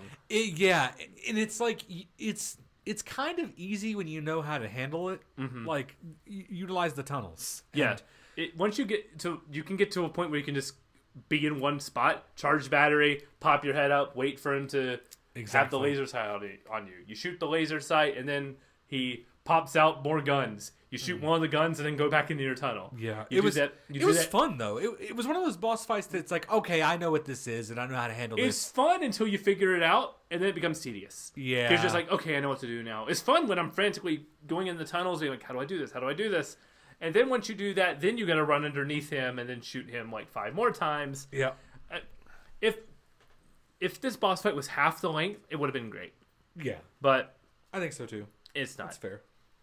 Chapter 15, Under Attack. as with every game where you have a base, it gets ransacked. You have a mission within that base. Yep. Dishonored does this. There's a bit in Mass Effect 2 with it. And we finally utilized that chain in there that I had noticed from the Yeah, very beginning. I wrote that down too. I was so happy to use that chain. Yeah, I was like, why is there... we can't pull out our weapons in here, so we can't utilize the our guns feature. It made me so mad, like, in those sections, like, when you're running, BJ pulls out the ray gun. Yeah. And I'm like, why can't I use that here? But then you finally use it. That was the highlight of this game was finally using that stupid chain. That was the emotional core of the story. But first, we get a flashback with Deathshead. The Nazis have found our hidden base. Deathshead has promoted Frau Engel. And I feel bad for forgetting the name of Max's buddy. The one who had the Nazi insignias on him. Is it Klaus? It's Klaus. Okay, Klaus. thank you. He's the one who picks you up in the car after the boss fight. Yeah. And you, Dukes of Hazzard, drive off the bridge and then crash it. But Max is... he gets shot a bunch of times. He gets shot a bunch of times. Max goes berserk, and you hold off the Nazis before BJ slips into the base. You go... they drain the pool to get to where this is, so you just have to cut your way in. Mm-hmm. I can't remember how the song goes, but the music here is great. It's like really pounding. It's like... It was really good. I want to shout out the soundtrack here. Soundtrack by Mick Gordon, famous for the Doom 2016 and Doom Eternal soundtracks. Okay. Both those soundtracks slap. Yeah, I definitely see the influence. They're great. Mick Gordon is fantastic. You finally make use of that duck you saw earlier in the base. I was so happy about that. Me too. Jay pulls you into the gate. He's surrounded, and he's like, "Hey, I've been silent all my life. This moment, I'm gonna get loud." So yes, I have a moment like that too. But probably not as cool. I'm sorry that you don't have Jay here. Jay plugs in because remember he has that conversation about being shaky about like America. Yeah. And everything, right? And he's like hesitant about America because of the way they treat blacks in that country and everything. And BJ's like, we'll deal with that once we're done here. Yeah. Like the fight's not over. They do a distraction by the Nazis. He plugs it in, and then in true Jimi Hendrix fashion, plays the national anthem on his guitar. That's cool. For a distraction as he lures all the Nazis into this one area. And they gun him down, and that's when that's when you shoot from the duct here. Yeah. So I like that kind of like sort of acknowledgement of him, Jay believing BJ's words that like America is not beyond saving. We can save them. That's why I took that as. And also that's just a Jimi Hendrix reference because he played the national anthem, and it's that exact same. I don't know if it's like a recording, but it's made to emulate that sound of that performance of the national anthem. So Jay's gunned down here. I'm very sad about that. Yes. So what happens here because I assume it's the lady who helps you. Yes, she basically says, please. It's a sequence where it's like you learn that she was a very calculating person, and she was like, it looks like we'll have to kill 19 Nazis per one of us. I believe that you can do that. I'm going to try to do my fair share. And then she like barricades herself in the room, and she kills about 4 or 5 of them, and then they gun her down. Oh, it was a really cool sequence where she was like, do the right thing. And it made me be like, oh, I didn't like her very much, but that was cool. I wish I wanted Jimi Hendrix. But they're lined up like ducks in a row here. Yeah. You shoot them all. And it's great. Yep. Their distractions help you. You fall down and get trapped by robots, but are saved by Caroline in the armored suit. Iron Woman. Iron Woman. There's a fight with a big dog to save Wyatt. Yep. Which Fergus in your game. Yep. Fight with a big dog to save Fergus. Yeah. Max says goodbye, pulling Klaus onto the helicopter. Yeah. That was a sad scene. As it's like flying. I like the cutscene direction here. The cutscene direction here loses a lot of its style from the second half of the game and the first half, like when they do like the multiple what's the word? multiple like shots in the same frame with like the hard line dividing them and everything. Yes. And like the change of like aspect ratios and stuff. It tones it back here, but my favorite shot from this section is where it has it's a shot of Klaus as it takes off. Where it's you know what I'm talking about, where it's a tight shot on him and you see the plane take off from that perspective, so you're getting higher and gaining altitude while it's Klaus talking to Max and being like, hey, you got to keep fighting. Yeah. You got to do this without me. I know you can do it. I taught you to be strong. You can be strong, right? Basically that was paraphrasing here. No, but that was I liked that part, that scene especially. Then there's a bit of a hazy dream sequence here with BJ having a dream with him and Anya after the war. And BJ, one of my favorite BJ lines here, it's agony to wake up from a dream like this, but it's good to remember what we're fighting for. That was, I loved that Loved line. it so much. Oh.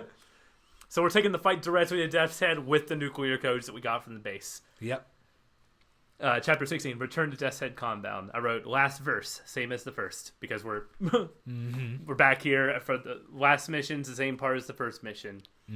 I like the look of this place for the final mission because it's the same place but upgraded. Like, of course, they made some interior. It very similar design look to the London Nautica. Yes. Especially the hallway of doom that we had.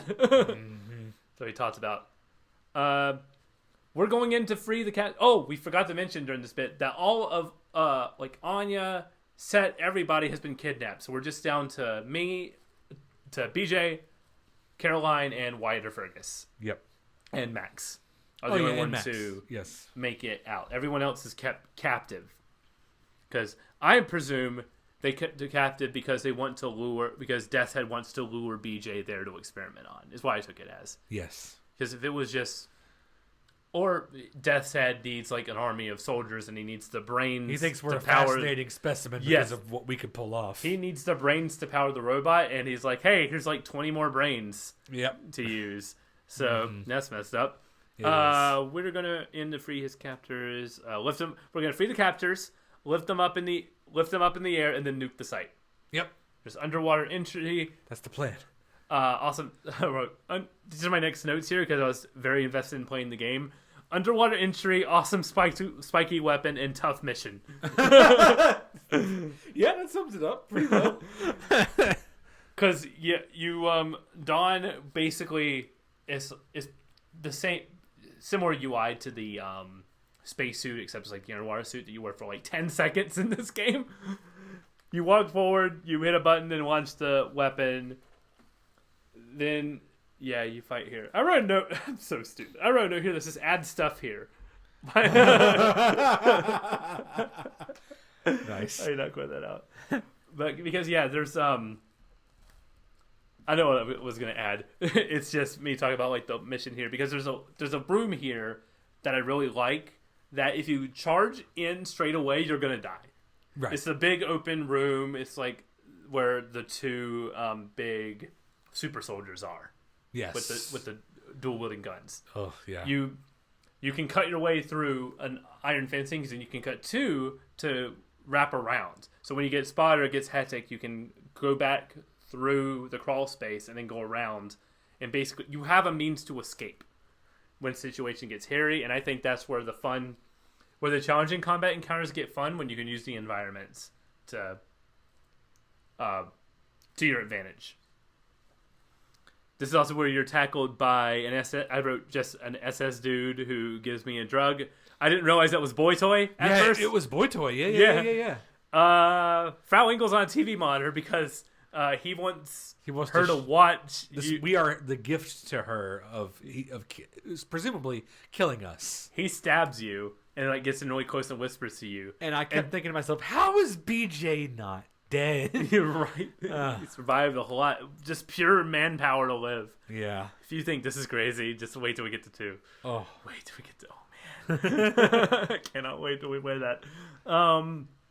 You get the prompt that you haven't seen in this game. You get a bite prompt. You do. You bite his neck and you pull a piece of his skin off and you spit it out at him. You spit it out, and then you pull out the knife and then stab him with it. You stab him in the left side of his head, pull it out, and you stab him below and it goes up and pull it out. And it's great. Very effective. And then meanwhile, she's like, oh, on the TV monitor. Yeah, it's great. You get to like the prison hall and found out they've already escaped. Yeah. I loved that. That they were like, hey, we're finding our way out too. Don't worry about us. We're badasses too. Because Anya's leading the charge and she's awesome. As we've learned, she's a badass. Yes. This bit here. Have you ever seen the movie Die Hard? I'm embarrassed to say I have not seen Die Hard. Okay. Watch Die Hard. There's a bit like Die Hard here.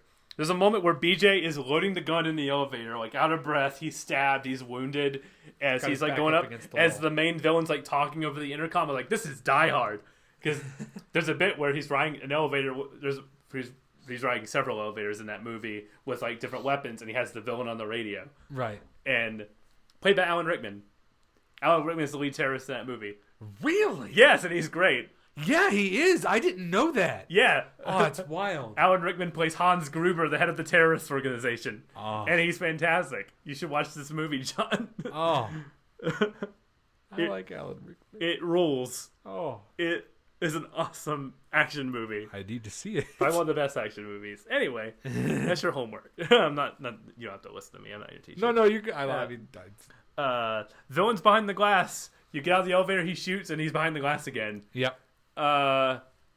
You find out he kept Fergus in a jar. My next note here says nope. Yep. So yeah, apparently, they kept the brains of people to put in the robots, and that's not the messed up part. You see how they get the brains. You see how it happens, and you see why BJ is so emotionally scarred, because there's a reason that this guy's this guy's voice has been in BJ's head for as long as it has, because you watch an excruciating scene where either Wyatt or Fergus, depending on who you pick to save, gets their brain extracted from the back of their head. And Fergus was freaking out. So I can only imagine Wyatt was like screaming for dear life. Screaming like a baby. It was so sad. To be fair, I would be too. Oh, no. Anyone would be. I was screaming watching it. It was not pleasant. It was awful. I hated it. It was really, in a messed up way, it was really cool. But also it was really messed up. And then Deathshead pulls out the jar or the canister that has that brain in it. Mm-hmm. With the name written on it. And he puts it in a robot, and you have to fight that robot. I'll see it. Yeah. You throw a grenade at it, the electrical grenades, and then you get up close and just yank out the brain. You yank out the brain, and you get to speak with, for me, it was Wyatt. For you, it was Fergus. And during the boss fight, he'll be like, please kill me. Yes, I don't want to do this. That was what Wyatt was saying. Wyatt was like, please kill me. I do not, Please kill me, Blasco. You pull him out, and my favorite, I have a lot of favorite BJ lines. He says, I'll see you soon, Fergus, in a better place than this. And then cut the line. Like, I think you stabbed the brain. Like, let it have a peaceful death. Yes. As peaceful as it could be given the circumstances. Oh, my God. Yeah, BJ was like, you were a good soldier, Wyatt. And then Deathshead comes out with a giant mech. And I forgive all the movie references. I said, oh, my God, it's the end of Aliens. Oh, man. I like this final boss. Yeah, it's pretty good. You got to make your way over to a couple of turrets, because what happens is he has a shield that comes up and you cannot penetrate it because it keeps getting recharged by a laser that's on the roof of the building. And it's a scenario where you're like, how do I break his shield? And then you see, when you're off to the edge running around the outskirts of the battle map, you see a couple of guns to shoot like targets down from the sky, like javelin sort of things. Yes, and there's some zeppelins that you see, and you shoot down the zeppelins, and they crash into the lightning charge, the big tower. Yeah, that charges up his shields. And once that's down, you have a opening. You have the opening, and then he crashes through the floor. You think that boss fight's over? He crashes into the floor, and then you have this awesome sequence for a final battle, where it's like in the steam room of this facility that is, the pipes are bursting with fire, and it's just a one-on-one fight with this mech, as the arena just looks more and more hellish as this mech is charging you. The more the more demolished it gets, the more first fire. part was a lot harder. This was an easy section of this boss fight, but I loved this section. It looks so freaking cool. Yes, I loved it too. Oh man, he says so gullible. That's his last line, because you shoot him down, he falls out of the mech, and you get to. This is where he has insult to injury. Is this where he says you chose a good one? Talking about Fergus here, or was that? Or that might have been earlier. I think it was earlier, but he does give you a backhanded compliment about choosing a good specimen for the experiment. Yes, and you pull him out, and then it drops the cutscene and gives it to you in first person. Where you get to stab this fool? Yeah, and I put that button so hard. I stabbed him, but so gullible, he says, as he pulls out a grenade and blows up both of you. Yep, he knew he was doomed, so he was like, "I'm gonna take you out with me." All the castle is collapsing, as it's basically a reverse of the invasion of Normandy, where they're storming the beaches. Yes. The prisoners are storming away from the beaches back in the ship as they fly out. And this is where BJ recites the Statue of Liberty speech. Yeah. Like, bring us your huddled masses, your I don't know the exact I can't remember speech. the words, but yes. I remember the phrase huddled masses, especially. Yes. Just recites that entire speech. And then we get a zoom in on BJ as he's still alive somehow. He's crawling to the window, watching everybody escape. And once they escape, he hits the headset and says, "You're clear to launch." You're clear to launch, and they drop the cut to black. Yep. And you presume that that's what happens, but and that's the end. That's the end of the game. That's the end of the game. You're clear to launch. Clear to launch. Sort of a cliffhanger, sort of like a satisfying ending. Don't you tell me BJ survives a nuke. I'm not going to tell you. No, but that'd be wild though. Man, Wolfenstein 2 is the most insane video game I've ever played. From the opening moments of that game to the end, to when the credits roll, when there's terrible credit. Not going to spoil here the terrible song choice at the end, but it's probably the worst credit song choice in any game. Not this one, the second game. Right, I was going to say, I like it. I like the song, really like haunting song choice here. I really like it here. So I know how this next game goes, and I'm mad. I was mad at first. I was like, I know this game gets a sequel and everything, and my opinion has like flopped on the ending within like 5 seconds, which are going, oh man, I'm so mad. I went, oh, that was great. Actually, I like how that wrapped up and everything. Just like your quarter launch, because what's going to happen? It's going to blow up. Everybody escapes and reconvenes, and the resistance lives on. They find another day. There's still Engel out there. There's still Hitler out there. So there's still a lot more people to topple in this regime. Exactly. Hence why there's another game, Wolfenstein 2: The New Colossus. Okay, I've seen some memes from Wolfenstein. Is this Wolfenstein 2 the one where the meme of the guy is like, "No, mein Führer, I'm from Arizona." Yes. Okay, yep. I've seen that part. Uh-huh. Okay. Yes. Okay. That game do you know where that conversation takes place? No. I'm not going to tell you. Okay. I just know that meme where he was... Yeah. Oh my god, Wolfenstein 2 is incredible. We're not playing the next, but I'm within the next few like game clubs, I'm going to invite you back and we're going to play Wolfenstein 2 cuz I have to get your reaction. This was just the foundation to the insanity. Now that we got the world pat down, we can have some fun. We can go off the rails. We can blow up the rails. We already have in this game, so I can only imagine what we're going to blow up in the next one. Oh my god. It is so good. I love Wolfenstein 2, especially the story. There's some gameplay bits in 2 that get frustrating with how difficult they are, so I've started easy mode was the way to play that thing. Fair. But much like how I enjoyed this game playing on easy mode, revisiting this game, I did this game a disservice by not finishing it all those years ago and jumping to 2. Because there's a really good game here. Yeah. The first half shines, I think, brighter than the second half, but the second half... But the brightest parts of the second half shine just as bright. It's so good. Like the moon base, the final boss fight. Yeah. in basically industrial hell. Yep. It's great. The underwater sequence with the vault and getting that vault, and then realizing your plan to go up to the moon, and Anya's journal. Yeah. Those are my favorite bits in like this entire game, and it's in the second half. I really enjoyed this game, and I'm so glad that we played it.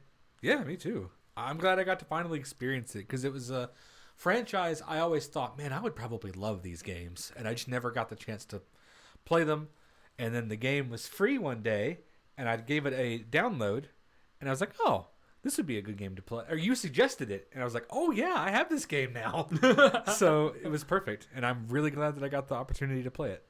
Man, I really enjoyed playing this game again to completion, and I'm very excited to go back to 2 sometime. Yeah, with you if you want to do it. If you want to do 2, yeah. Are you invested in this world, this characters, and where the story is going to go? Yes, I am. I am intrigued because this is the story. All right, there are plot points that occur. Oh my! And well, my favorite. I don't want to hype up too much, because but my favorite bit, what made me decide to get that game to get 2, even though I haven't finished 1 right away, was Giant Bomb does their Game of the Year every year, and for Game of the Year 2017, they always have a category Best Moment or Sequence, and they said Wolfenstein 2 would run away with that category, so they added a separate category that year, Best Wolfenstein 2 Moment or Sequence. Oh wow! And I was like, I need to play this game. Oh, so I did, and it was awesome. Oh, and lived up to why they had to do a second category. Because that game is just a series of insane moments compiled on top of each other. So we'll play that at some point. John, thank you for joining me. yes, thank you. And you might be asking, what's next for Stay of the Save? Well, I'm going to do something different. I'm not going to go right away to another game club. So as voted on by our TikTok users, I gave them 2 suggestions. I'm going to do a solo show and see how this goes. I gave the TikTok audience a vote choice. It was either category 1, which was me pitching a crossover fighting game with a bunch of different stipulations, or 2, picking my favorite game of the year of every year since 1990. Oh, They have voted for that second one. I have my work cut out for me. I have a spreadsheet going, and I was like, this will be easy. And then realizing how many games have come out in the year 1998 and having to pick one. Oh. I have to choose. Oh yeah. No spoilers. I have to pick between Ocarina of Time and Metal Gear Solid. That is not a fun conversation to have with myself. Ooh. So what wins 1998? What wins 1990 through 2022? Find out in 2 weeks when I delve into my favorite games of the year from every single year since 1990. But before that, I don't know. I didn't play enough from those years, or played a little bit of that. So from 1990 onward is where I feel more strong about my picks in games. So Fair. yeah, so that'll be next time, and then I'm gonna work on what's gonna be next for the show after that. Maybe a game club or 2 coming up before. I'd like to do at least 1 or 2 more game clubs before the end of the year, before we get to the end of the year fun times, and then maybe start the year start the next season off with some more Wolfenstein. If you'll be up for that, we can talk after the show about plans. But I want to jump into Wolfenstein 2 relatively soon, because, man. But, yeah, that's going to be the show. If you enjoyed the show, you can interact with us, stayofthesave@gmail.com, for questions, comments, or game suggestions, or topic suggestions for solo shows coming up in the future. You can interact with us at Stay of the Save on Twitter, Instagram, for show updates, TikTok and YouTube for some fun voting stuff, some more interaction stuff. I'll interact more with the comments on there on TikTok, especially because that's seems to be the platform everybody's flocking to. Ever since the bird wars have happened on Twitter. And that'll be where you can interact with me, or just talk about the show in general. John, thank you again for joining me for this game Absolutely. and for joining me in the future. Yeah. I didn't ask you, but I assume you want to come back. I mean, Wolfenstein 2 sounds fun. Wolfenstein 2 does sound fun for the future. Thank you, everybody, for listening. Stay safe out there. Bye, everybody.